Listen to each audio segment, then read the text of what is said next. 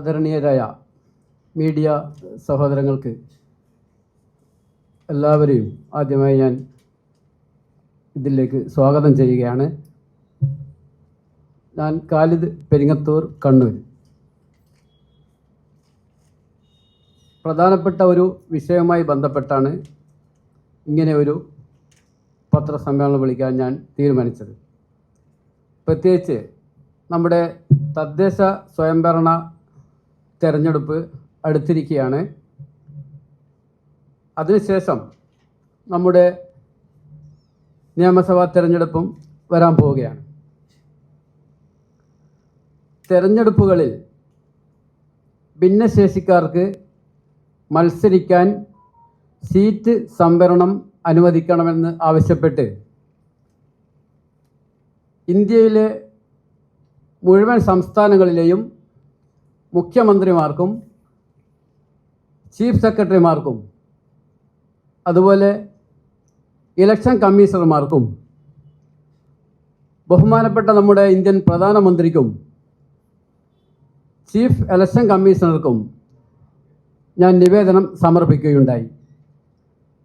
ഭിന്നശേഷിക്കാർക്ക് മറ്റുള്ള പല മേഖലകളിലും സംവരണം അനുവദിച്ചതുപോലെ തെരഞ്ഞെടുപ്പിലും അവർക്ക് പ്രത്യേകം സീറ്റ്, അതായത് നമ്മളിപ്പോൾ വനിതകൾക്ക് പ്രത്യേകം റിസർവേഷൻ സീറ്റ്, നമ്മുടെ പട്ടികജാതി പട്ടികവർഗ സഹോദരങ്ങൾക്ക് മത്സരിക്കാൻ പ്രത്യേക സീറ്റ്, അതുപോലെ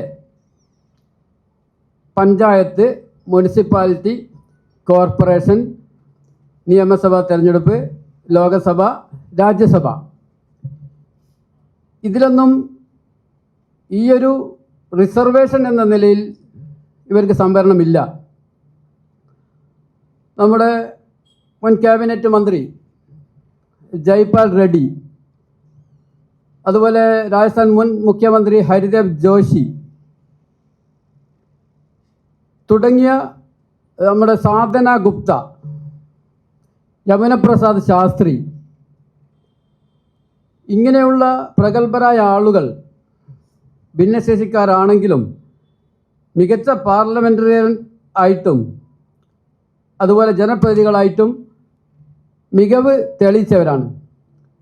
പക്ഷേ ഇവരൊന്നും ഭിന്നശേഷി ആ റിസർവേഷനിലൂടെ വന്നവർ ഇവരുടെ സ്വയം കഴിവ് കൊണ്ട് വന്നതാണ്. ലോകത്ത് ഏറ്റവും കൂടുതൽ ജനസംഖ്യയുള്ള ഒരു രാജ്യമാണ് നമ്മുടെ ഭാരതം. അതുപോലെ തന്നെ ഭിന്നശേഷിക്കാരുടെ എണ്ണത്തിലും ആനുപാതികമായ വർധനവുണ്ടെന്നാണ് കണക്കുകൾ സൂചിപ്പിക്കുന്നത്. നമ്മുടെ ഇന്ത്യ രാജ്യത്ത് പഞ്ചായത്ത് മുതൽ പാർലമെൻറ്റ് വരെയുള്ള സീറ്റുകളിൽ ഭിന്നശേഷിക്കാർക്ക് നമ്മൾ റിസർവേഷൻ അനുവദിക്കുകയാണെങ്കിൽ തീർച്ചയായും ഒരു ലോകത്ത് തന്നെ ഒരു ഭിന്നശേഷി സൗഹൃദ രാജ്യമാക്കി മാറ്റാൻ നമ്മുടെ ഭാരതത്തെ സാധിക്കുമെന്ന കാര്യത്തിൽ സംശയമില്ല. അതുപോലെ തന്നെ ലോക രാഷ്ട്രങ്ങൾക്ക് പോലും ഇതൊരു മാതൃകയാവുമെന്ന കാര്യത്തിൽ സംശയമില്ല. ഇന്ന് ഭിന്നശേഷിക്കാർ നിരവധി പ്രശ്നങ്ങൾ അഭിമുഖീകരിച്ചുകൊണ്ടിരിക്കുകയാണ്. ഇവരുടെ സമൂഹത്തിൽ ഇവരുടെ സ്ഥാനവും പദവിയും ഉയർത്തുന്നതിനും സമൂഹത്തിൽ ഇവരുടെ കാഴ്ചപ്പാടിൽ മാറ്റം ഉണ്ടാക്കുന്നതിനും ഇവരെ അംഗീകരിക്കുന്നതിനും ജനപ്രാതിനിധ്യ സഭകൾ കൂടി ഇവർക്ക് വേണ്ടത്ര അംഗീകാരം ലഭിക്കേണ്ടതുണ്ട്.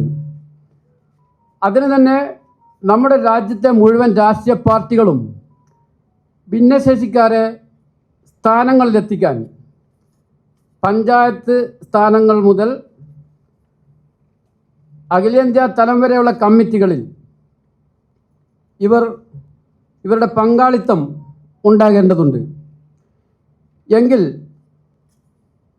ഒരളവോളം ഭിന്നശേഷിക്കാരുടെ പ്രശ്നങ്ങൾക്ക് എളുപ്പം പരിഹാരം കാണാനും സമൂഹത്തിൽ ഇവരോടുള്ള കാഴ്ചപ്പാടിൽ മാറ്റം വരുത്താനും നേതൃനിരയിൽ ഇവർ എത്തിച്ചേരാനും ഇവരെ സമൂഹം അംഗീകരിക്കാനും കൂടുതൽ ഇത് വഴിയൊരുക്കുമെന്ന കാര്യത്തിൽ സംശയമില്ല. ഇന്ത്യയിലെ മുഴുവൻ സംസ്ഥാനങ്ങളിലും ഞാൻ ഇങ്ങനെ ഒരു നിവേദനം സമർപ്പിച്ചതിൻ്റെ അടിസ്ഥാനത്തിൽ പല സംസ്ഥാനങ്ങളിൽ നിന്നും എനിക്ക് മറുപടികൾ കിട്ടിക്കൊണ്ടിരിക്കുകയാണ്. തമിഴ്നാട്ടിലെ ശ്രീ സ്റ്റാലിൻ സർക്കാർ അടുത്തായി 3500 പേരെ ഡയറക്റ്റ് നോമിനേറ്റ് ചെയ്യാൻ വേണ്ടി തീരുമാനിച്ചിട്ടുണ്ട്. അത് ജന്മന ഭിന്നശേഷിക്കാർ മാത്രമല്ല, ആക്സിഡൻറ്റിലും അതുപോലുള്ള പ്രശ്നങ്ങളിലും അംഗങ്ങൾ നഷ്ടപ്പെട്ട, മുറിച്ചു മാറ്റപ്പെടേണ്ടി വന്ന ആളുകളെ പോലും അദ്ദേഹം ഉൾപ്പെടുത്തിക്കൊണ്ട് അങ്ങനെ അവർക്കുള്ള റിസർവേഷൻ അടുത്ത തെരഞ്ഞെടുപ്പിൽ അദ്ദേഹം ഉറപ്പുവരുത്തിയിട്ടുണ്ട്. അതുപോലെ എൻ്റെ ഈ നിവേദനം കൊടുത്തതിന് ശേഷം നമ്മുടെ സംസ്ഥാനത്ത് തന്നെ പല ഭിന്നശേഷി സംഘടനകളും ഈ ആവശ്യമായി മുന്നോട്ട് വന്നുകൊണ്ടിരിക്കുന്നു. കോൺഗ്രസിൻ്റെ നേതൃത്വത്തിലുള്ള ഡിസബിലിറ്റി കോൺഗ്രസ് ഒരു സംഘടന അടുത്തായി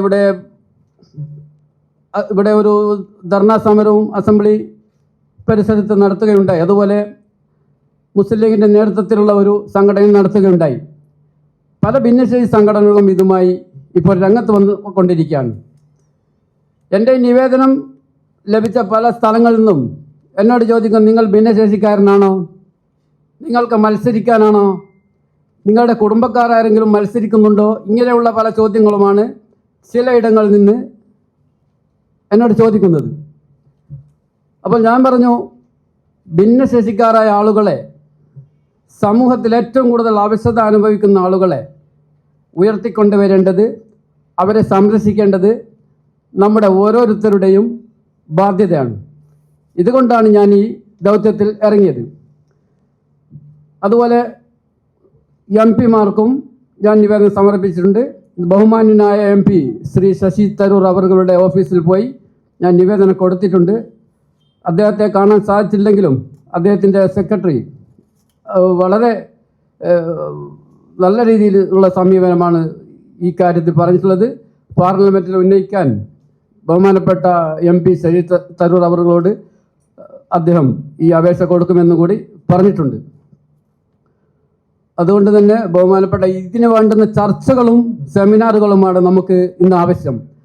പല പ്രശ്നങ്ങൾക്കും, നിസ്സാരമായ പല പ്രശ്നങ്ങൾക്ക് പോലും നമ്മുടെ മീഡിയാസ് ചർച്ചകളും ദിവസങ്ങളോളം ഡിബേറ്റുകളും എല്ലാം സംഘടിപ്പിക്കുന്നത് പോലെ തന്നെ ഈ ഒരു കാര്യത്തിൽ ഇവരുടെ ഈ റിസർവേഷൻ നടപ്പിലാക്കുവാൻ, ഈ ഒരു തെരഞ്ഞെടുപ്പ് മുന്നിലുള്ള ഈ സമയത്ത് ഇത് നടപ്പിലാക്കുവാൻ രാഷ്ട്രീയ പാർട്ടിയുടെ ഉന്നതങ്ങളിലുള്ള ആളുകളും സാമൂഹ്യ സാംസ്കാരിക രംഗത്തുള്ള ആളുകളും ഈ ഒരു കാര്യത്തിൽ ആവശ്യമായ ചർച്ചകളും സെമിനാറുകളും ഡിബേറ്റുകളും കൂടി സംഘടിപ്പിക്കാൻ മുന്നോട്ട് വരേണ്ടതുണ്ട്.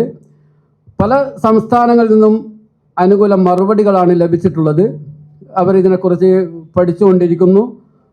അതുപോലെ ഞാൻ പല സംസ്ഥാനങ്ങളിലും അയച്ച കത്തുകളും നിവേദനങ്ങളും അവർ ചീഫ് ഇലക്ഷൻ കമ്മീഷണർ ഓഫ് ഇന്ത്യക്ക് കൈമാറിയതായിട്ട് എനിക്കതിൻ്റെ മറുപടി തരികയും ചെയ്തിട്ടുണ്ട്.